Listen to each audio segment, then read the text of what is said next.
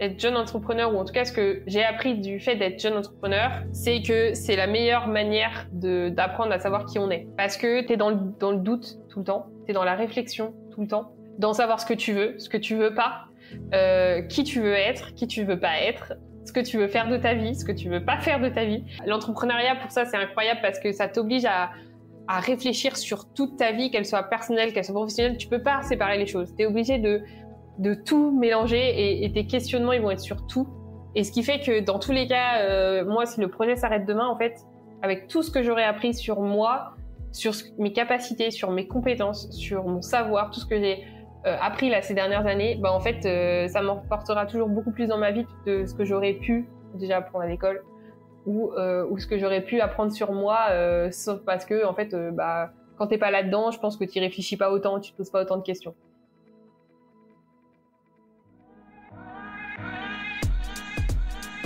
Je m'appelle Clémence, j'ai 23 ans et je suis la fondatrice de Made in Clémence, une entreprise de valorisation de déchets textiles, basée à Angers, je tiens à préciser. Mon parcours il est assez particulier parce que j'ai pas le parcours d'un entrepreneur classique. Mon projet il a jamais été sur papier, il n'y a jamais eu de business plan, etc. Tout ça c'est venu après parce qu'on me l'a demandé. En fait à la base moi j'ai fait un bac littéraire. Et à la fin de mon bac, bah faut choisir ce que tu veux faire après, faut choisir où tu vas en études supérieures. Je me voyais absolument pas faire les métiers autour de la lettre, autour des langues. Je me voyais nulle part en fait. Et je me suis dit en fait ce que moi je veux, c'est comprendre concrètement le monde. Maintenant que je l'ai appris un peu de manière théorique avec la littérature et j'avais énormément apprécié.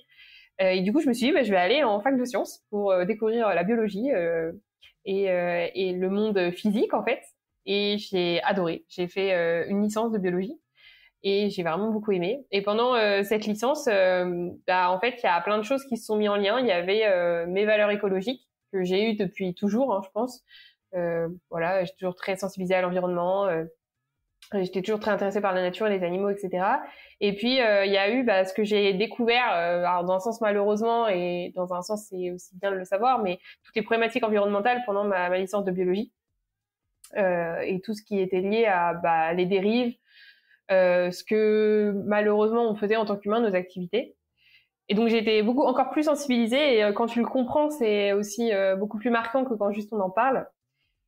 Et à côté de ça, j'avais une passion qui était la couture, que ma grand-mère m'avait transmise, m'avait offert ma première machine à coudre à 16 ans.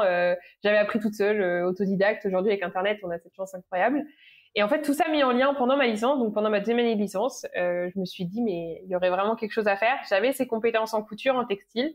J'avais découvert les problématiques du coup environnementales. Je m'étais intéressée à celles vraiment liées au textile plus spécifiquement.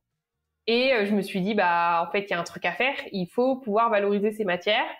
J'ai commencé à faire des petits trucs de mon côté. Donc avec mes compétences, j'ai pris ma machine à coudre, j'ai commencé à faire des produits, etc.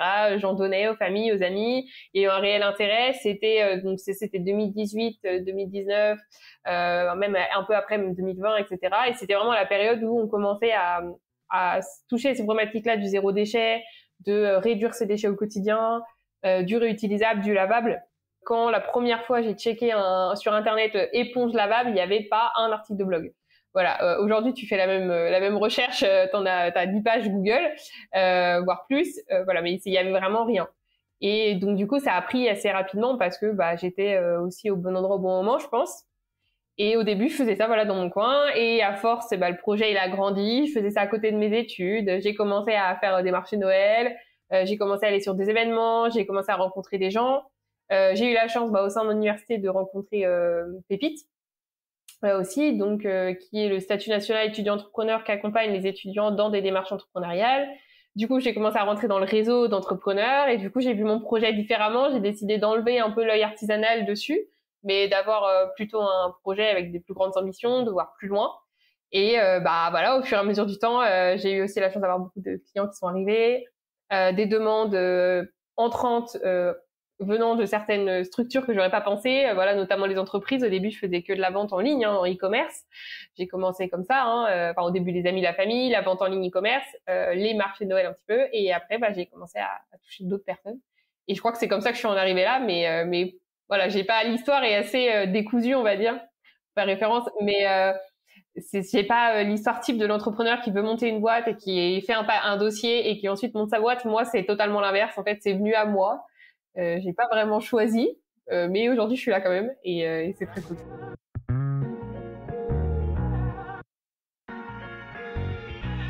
Sur la création donc de l'entreprise, moi, ça s'est vraiment venu. Alors à la base, j'ai lu juste un bouquin sur l'entrepreneuriat.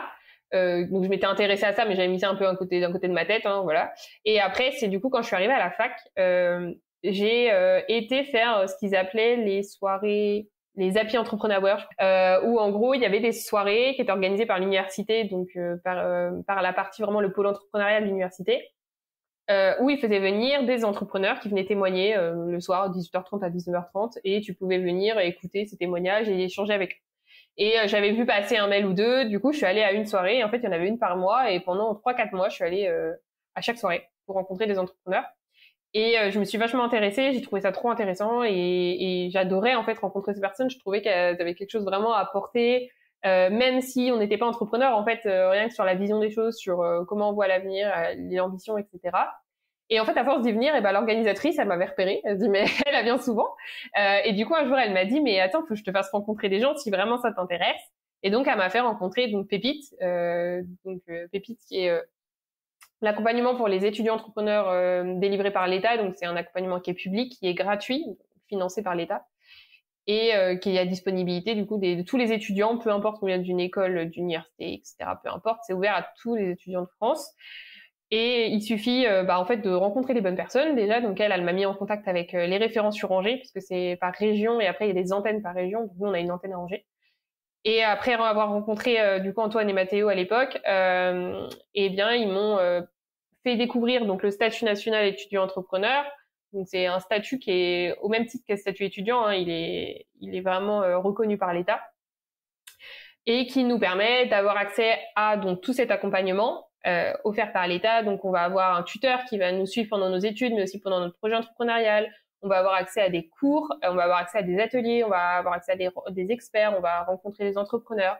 On a accès à un espace de travail aussi en centre-ville avec d'autres entrepreneurs plus avancés. Et donc tout ça, ça m'a permis vraiment de créer l'entreprise, parce que ce statut-là, il nous apporte tellement de choses, il nous accompagne vraiment sur tous les bouts, sans lâcher nos études. Et ça, c'est super important, parce que ça te permet de monter un projet à côté de tes études, donc sans mettre en péril tes études. Voilà, il y a des gens qui sont là pour vérifier que tes études se passent bien et que ton projet, il avance aussi.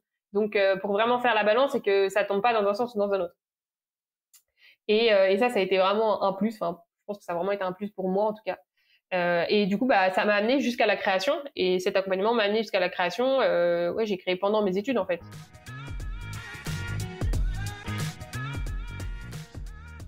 J'ai suivi ensuite, l'année dernière, j'ai fait Live for Good, qui accompagne les entreprises à impact environnemental et social pour les jeunes de moins de 30 ans. Là, j'intègre un nouvel incubateur à la rentrée. Voilà, donc en fait, il y a d'autres accompagnements qui, en fonction de notre projet, du type de projet qu'on a, donc dans quel secteur, en fonction de la maturité du projet, vont pouvoir nous accompagner au fur et à mesure. Quand j'ai commencé, j'avais pas vraiment de vision. J'étais plutôt en mode je fais mon truc et on voit ce que ça donne, voilà. Aujourd'hui, c'est un peu différent, parce que aujourd'hui, j'aurais plus envie de dire que déjà j'aimerais vivre de mon activité vraiment pleinement. Là aujourd'hui, je suis plutôt à 80% et j'ai encore 20% d'études. Donc j'aimerais vraiment pouvoir me dire quand j'ai terminé totalement mes études, je peux en vivre, ce qui est dans l'année prochaine. J'ai un an encore. Voilà. J'ai encore un an. Donc ouais, c'est là il y a quand même cette chose-là. Et après, dans ma vision plus globale, en dehors de ce que moi je veux personnellement, c'est de faire du coup du réemploi une norme. Alors qu'est-ce que je veux dire par là? Parce que du coup moi c'est assez précis mon secteur d'activité. Nous on fait du coup de l'objet textile, donc on ne fait pas de vêtements. On fait vraiment de tout ce qui est en dehors du vêtement, c'est-à-dire tous les objets textiles que tu peux croiser dans ton quotidien. Et on fait notamment des produits qui permettent de réduire les déchets. Donc on va faire de l'éponge lavable, coton lavable, essuie-tout lavable, serviette lavable, etc. On fait de l'emballage, donc tout ce qui est emballage en tissu réutilisable. Donc en fait il y a aussi cette vision-là de dire on veut remplacer le jetable par le réutilisable. Donc type on propose des sacs à pain pour les boulangeries, on va proposer des sachets à savon pour des savonneries, ce genre de choses. et on va le faire en réemploi parce que le réemploi doit être une norme aujourd'hui. Pour moi, on doit penser surtout sur l'objet textile où en fait on est sur des petits produits où c'est facile. Alors, je dis pas que mon métier est facile, hein. C'est quand même assez complexe parce qu'il y a toute une filière à créer. Mais par contre, en soi, c'est facile de transformer de la matière en réemploi en produits, petits produits textiles et objets textiles. Et en fait, pour moi, l'idée, c'est de se dire, bah, ça devrait être une norme, on devrait penser réemploi avant de penser neuf. Et ça me paraît logique aujourd'hui. Et donc, c'est ça la vision, c'est de dire, bah, tous ces objets-là, textiles qu'on a dans notre quotidien, donc que ce soit de l'emballage, que ce soit du goodies aussi, on fait du goodies pour les entreprises, on va faire du tote bag, ce genre de choses. Bah, tous ces petits produits-là, qui sont en textile, on a aujourd'hui bah, tout ce que tu as dans ta maison aussi, ça va être le linge de maison, ça va être les housses de couette, etc., tes d'oreiller, machin, tout ça, on pourrait faire en réemploi. Et savoir cette vision-là et te dire, voilà, penser réemploi avant de penser neuf. Et aujourd'hui, c'est ma direction. Nous, du coup, on fait du particulier et de l'entreprise, parce que si je vais pas préciser, mais effectivement, on vend pas forcément les sacs à pain, on les vend en boulangerie, hein, donc on travaille en B2B. Mais on travaille aussi avec les particuliers sur notre site de e-commerce. On a une certaine gamme, toute la gamme zéro déchet qui est disponible pour les particuliers. Et que ce soit d'un côté ou de l'autre, j'ai vraiment vu une évolution et j'ai vu un pic encore plus fort au niveau des entreprises qui est vraiment arrivé là. Enfin, l'entreprise, elle a 2 ans et en 1 an, là, il y a eu une explosion qui est vraiment dingue au niveau des entreprises et au niveau des particuliers. La mentalité, elle a pris du temps, mais aujourd'hui, elle est vraiment là.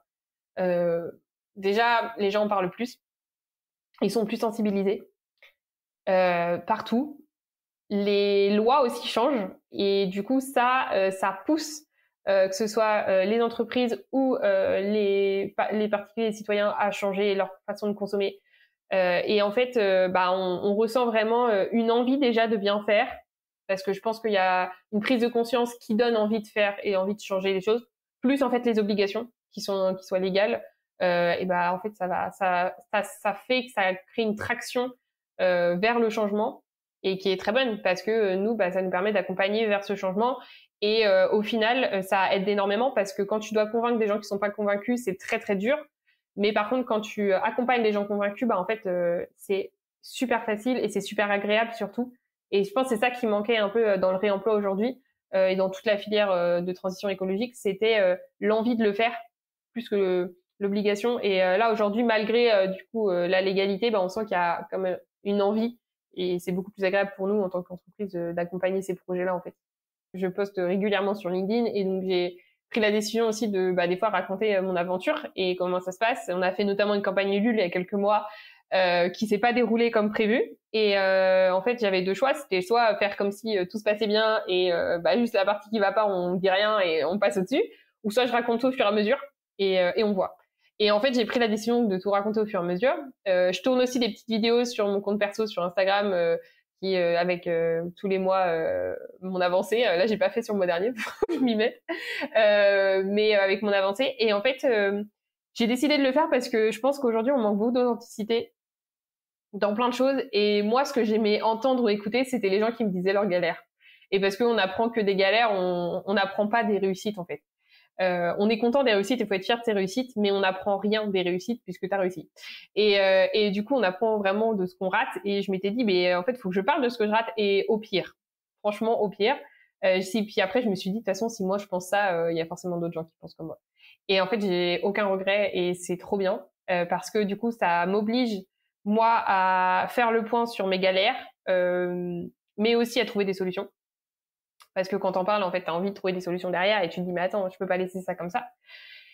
Et aussi, bah, de pouvoir être aidé quand on a besoin d'être aidé, hein, c'est tout bête, mais quand les gens vont le voir, ils vont peut-être venir automatiquement vers toi en disant, bah attends, peut-être qu'on peut t'aider. Et c'était aussi, bah, pour voilà, être authentique et dire comment ça se passe et avoir, enfin, être en contact et en relation avec des gens qui sont comme moi. Parce que bah aujourd'hui, pour moi, la relation du client, enfin, vendeur et client de manière très, comme on pouvait l'imaginer il y a 10 ou 15 ans, très fausse. Moi, je supporte pas et je suis pas du tout comme ça. Et en fait, je me suis dit, bah, je préfère avoir des clients et être en relation avec des clients qui ont les mêmes valeurs que moi. Et donc, du coup, autant être honnête et sincère dès le début et avec un peu de chance, j'attirerai que des gens comme moi, quoi. Voilà, c'est un peu ça l'idée de base et je suis très contente de le faire. Sur LinkedIn, ça m'a apporté énormément de choses. Ça m'a apporté du coup de l'aide évidemment quand j'en avais besoin, ça y avait vraiment pas de suite. T'as des gens qui viennent automatiquement vers toi. Ça m'a apporté des nouveaux clients aussi parce qu'en fait, encore une fois, tu vois, quand t'es sincère et authentique, tu vas capter les gens comme toi qui sont sincères et authentiques et ils préfèrent travailler avec des gens comme eux. Enfin, en fait, c'est automatique, hein. Et du coup, moi, j'ai pas mal de clients qui me trouvent via LinkedIn. Et donc, du coup, avec qui j'ai collaboré parce qu'on s'est rencontrés sur LinkedIn. Et c'est très drôle aussi parce que tu vois sur la campagne où j'ai tout raconté, où on a eu ça s'est très mal passé, bon il y a eu retournement de situation, on a été sauvés, en plus c'est vraiment une épopée, le truc ça fait une série Netflix, j'avais pas prévu mais ça s'est passé comme ça. Et en fait j'ai eu vachement de retours quand j'ai rencontré les gens dans des soirées, ils font ah mais c'était Clémence, mais oui on t'a vu sur LinkedIn avec la campagne nulle et merci d'en avoir parlé parce que tout le monde dit c'est trop bien, c'est trop facile et tout, mais personne parle quand ça se passe mal et vraiment j'ai eu ça, ce retour là je l'ai eu des dizaines de fois. Et je suis trop contente du coup d'avoir eu ce retour, que des gens soient vraiment venus me parler pour me parler de ma galère sur Ulule quoi. Et parce que personne n'en parle. Et du coup ouais, ça a été ultra positif et j'ai les deux. Et après j'imagine, j'ai pas de retour négatif, mais je pense que juste les gens avec qui ça matche pas, ils se désabonnent ou ils regardent pas et voilà quoi. Et au final c'est très bien parce que du coup ça me permet de faire le tri aussi. Alors là les ambitions, alors la vision est la même, ça ne changera pas. Mais les ambitions, elles vont plutôt être... l'idée, c'est de valoriser un max de matière. Donc, du coup, on a des axes de développement qui sont sur plusieurs lignes. On aimerait bien toucher un peu plus le tourisme. On a commencé à travailler avec les camping Cap Fun sur, du coup, la réduction de leurs déchets et donc le passage aux éponges lavables, notamment dans les mobil-homes. Et donc ça, c'est vraiment un axe de développement que j'ai envie de prendre et de dire, en fait, on va aller accompagner le tourisme où ils ont déjà toute la structure, si tu veux, pour pouvoir faire ces changements. Ils font déjà, par exemple, dans les campings, ils vont aller changer le linge, ils ont de quoi laver le linge et tout ce qui est lavable, en fait, c'est pas un problème pour eux, ils le font déjà. Donc, du coup, ils ont les structures, donc on peut les accompagner dans la réduction de leurs déchets. Donc ça, c'est un axe de développement sur le tourisme. On a aussi une ambition sur le changement au niveau des objets publicitaires, parce que là, il y a des grosses problématiques au niveau de l'objet publicitaire, que ce soit ce qui se jette parce que utilisation unique. Donc sur la revalorisation, on a déjà commencé, mais la revalorisation des bâches publicitaires, des affichages en maille, etc., des drapeaux publicitaires, sur la revalorisation de ça en nouveaux produits pour en fait faire un circuit tournant que quand ça soit utilisé une fois, que ce soit réutilisé pour les goodies de fin d'année des structures ou offert lors du prochain événement, etc. Donc sur tout ce qui est objet publicitaire événementiel, on a aussi un vrai axe de travail sur le réemploi. Et après, ça va être notamment sur l'emballage. Et où là, en fait, il y a aussi plein de choses qui pourraient passer en réemploi ou passer déjà au réutilisable. Donc les 3 axes vont être là sur le tourisme, la communication et l'emballage. Donc ça, c'est vraiment mes ambitions à 5 ans, de pouvoir faire des grosses modifications dans ces secteurs-là et d'accompagnement dans ces secteurs-là. Et puis après, là, pour la fin d'année, on a déjà des belles choses qui vont arriver. On sera présent sur le salon du Made in France. Donc il y a aussi cette revalorisation du Made in France que moi j'ai des valeurs que j'ai envie de porter. Donc là, on va sur le salon cette année, présenter le réemploi, présenter nos produits et montrer tout ce qu'on peut faire aujourd'hui. Voilà, et on sera sur d'autres salons aussi, mais il y a vraiment ces ambitions-là là pour les prochaines années. J'ai des chiffres aussi évidemment que j'ai envie de réaliser. En termes d'équipe, là, j'espère passer à 2 très bientôt. Donc voilà, il y a plusieurs choses qui vont devraient bouger. Et on a du coup on crée une nouvelle marque qui sort dans début septembre. Voilà. Du coup, on aura une marque qui est dédiée aux professionnels et une marque dédiée aux particuliers. Avenir, la jeunesse parle, le monde écoute.